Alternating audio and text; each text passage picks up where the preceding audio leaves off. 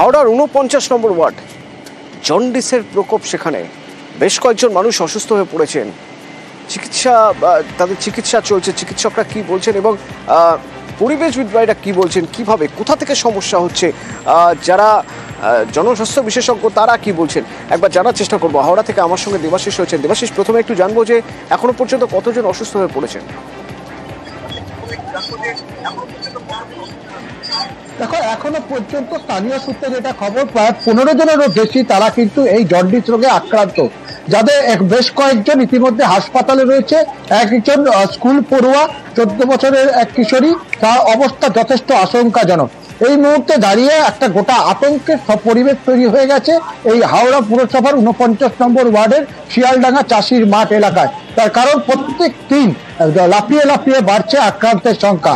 বারবার পুরসভাকে জানানো হলেও তারা একবার মাত্র পাইপলাইন, অর্থাৎ কলের পাইপলাইন তা পরিষ্কার করা ছাড়া নতুন কোনো রকম ভাবে কোনো পরিষেবা দেয়নি বলে অভিযোগ। এবং মূলত যে সমস্যা হচ্ছে তা হচ্ছে পানীয় জল থেকে যা অভিযোগ উঠছে, অর্থাৎ ডাক্তারদের কাছে যারা যাচ্ছে তারা, ডাক্তাররা নাকি তাদেরকে বলাচ্ছে যে এই পানীয় জলের সমস্যার জন্যই সেই সমস্যা। এবং পানীয় জল সরবরাহ করে কারা? তা হচ্ছে হাওড়া পুরসভা এবং কেএমডিএ যৌথভাবে এই জল সরবরাহ করে 45 থেকে 50 নম্বর ওয়ার্ড, যারা অ্যাডেড এরিয়া, সেই অ্যাডেড এরিয়ায়। ফলে সেই কারণে কিন্তু এখনো পর্যন্ত পুরসভার তরফ থেকে কোনো রকম কোনো পদক্ষেপ নেওয়া হয়নি।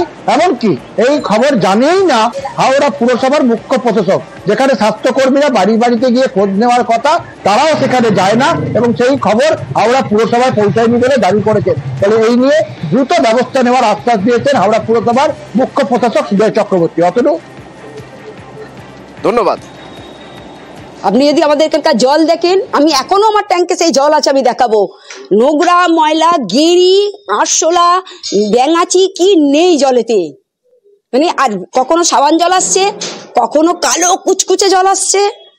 মানে আমরা এখানে মানুষ বাস করি না পশু বাস করি জানি না। আমাদের এই গরিব প্রতিটা মানুষকে এত কষ্ট পেতে হয়েছে, প্রতিটা মানুষের শরীর খারাপ। শরীর তো খুবই দুর্বল, উঠতে পারছি না, গা গোলাচ্ছে, মাথা ঘুরছে, কষ্ট তো আছে। জলের জন্যই সমস্যাটা হয়েছে, ডাক্তারবাবু বলেছেন।